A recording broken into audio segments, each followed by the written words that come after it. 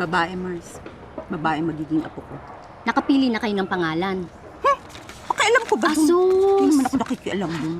Hindi excited pero pina-enlarge. Malabo mata ko, no? Aminin mo na, Mars. Excited ka. Napatawad mo na ba anak mo? Hindi pa rin. Ang sipag kaya ng anak mo. Nasa lubong ko minsan, galing trabaho. Tumatakbo papuntang school. Determinado siyang makagraduate para sa'yo. Sana all. Ha? Paano kung anong sipag ng anak ko? Kabaliktaran naman tong manugang kong hilaw. Umagang umaga? Nako, laging dot-dot ng dot-dot dun sa cellphone niya. Umaga, tanghali, gabi. Nako, kapag wala na si Nestle, ay dampot agad ang cellphone yun ang kaharap ni Janelle buong araw. Tamad yung Janelle na yan. Kawawa naman ang anak mo, Mars.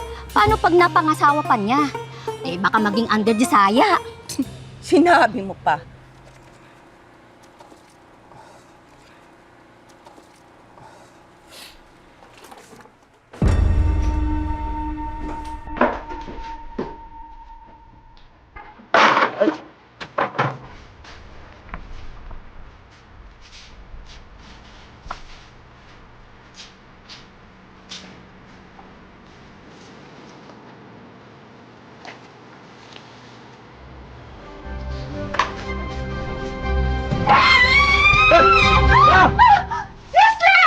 Ano yan, ma? Ba't may hawak kang walis? Kasi mali!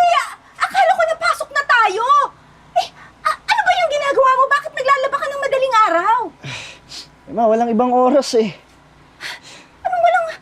bakit hindi to si Janelle? Wala nga siyang ginagawa kung hindi dot-dot ng dot-dot dun sa cellphone buong araw. Ano, aalilain ka na lang niya? Ma, hindi niya ako inaalila.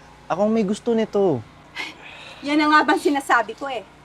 Kung sana hindi mo pinasok ang buhay mong ito, di sana ibang sitwasyon mo ngayon. Sana nandun ka sa Maynila, nag-aaral ka, inaabot mo ang mga pangarap mo. O ngayon, asan ka? Yan ang buhay mo ngayon.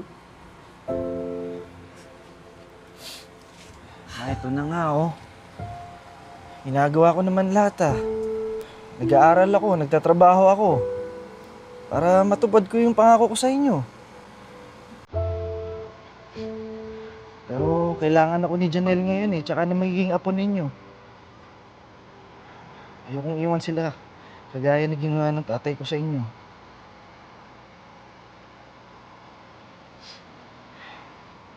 Gusto ko po kasi na maranasan na magiging anak ko yung pagmamahal ng isang ama eh. Sorry ma.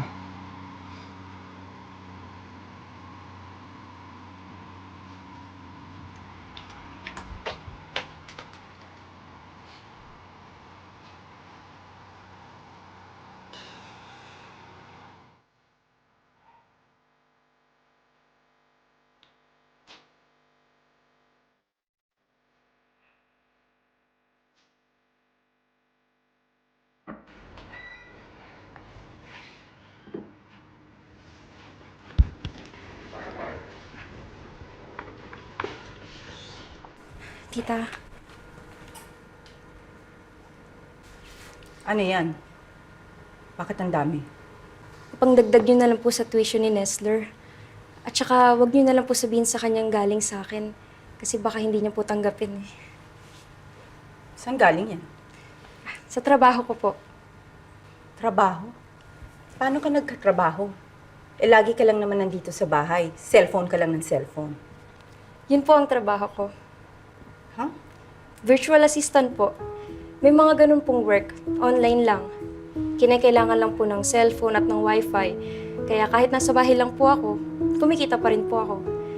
Para makatulong na rin po ako sa inyo kahit papaano.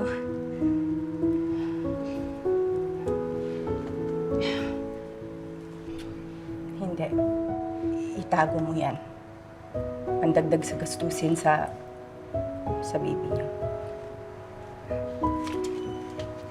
Tita, alam ko po na sinisisi niyo po ako kaya hindi natuloy si Nestler sa Maynila. Sorry po. Kayong dalawang may gawa nun, hindi lang ikaw. Pero tita, maraming salamat po dahil lumaking matino si Nesler. Napakaswerte ko po sa kanya. Responsable. Napakabait. Kaya po ganun si Nesler dahil po sa pagpapalaki niyo sa kanya.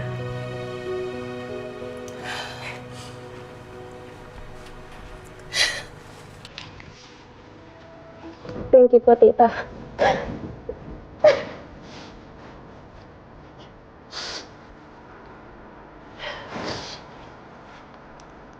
Mama. Po? Mula ngayon, Mama na tawag mo sa akin.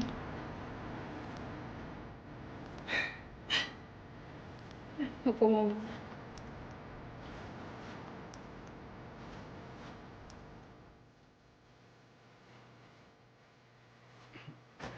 Ma, ba't nandito pa kayo sa labas? Hinihintay talaga.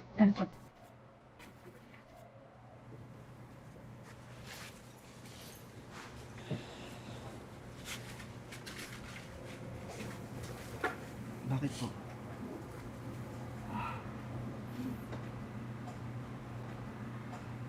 Yan ang pangalan at ang address ng tatay mo. Sabi niyo hindi niyo siya kilala. Hindi niyo alam kung nasan siya. Nagsinungaling ako sa'yo. Natakot kasi ako na baka mamaya kung makilala mo siya, baka sumama ka sa kanya, baka iwanan mo ako. Pwede ba naman yun? Pero naisip ko na yun na magiging tatay ka na. Kailangan mo na rin ng isang ama na gagabay sa'yo. Magtuturo sa'yo kung paano maging tunay na magulang.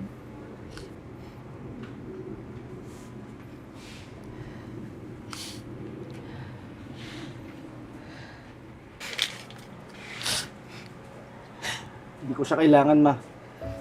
Hindi siya naging ama sa akin. Anong matututunan ko sa kanya? Pero ikaw, ma. Ikaw yung tumayong ama at ina ko. Lahat ng natutunan ko sa'yo, sa pagpapalaki mo sa akin, yun yung magiging basehan ko sa pagiging isang mabuting magulang.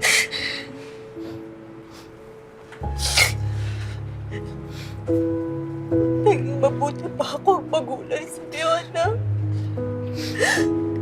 Kasi pakiramdam ko, nagkulang ako. Hindi ako sapat. Ma, huwag mong sabihin yan. Kasalanan ko yun. Kasalanan ko lahat. At pinagsisisihan ko na yun, ma. Ang kailangan ko lang ngayon ay mapagpatawad mo. Miss ko na kasi yung ngiti mo. Miss ko na maging happiness mo.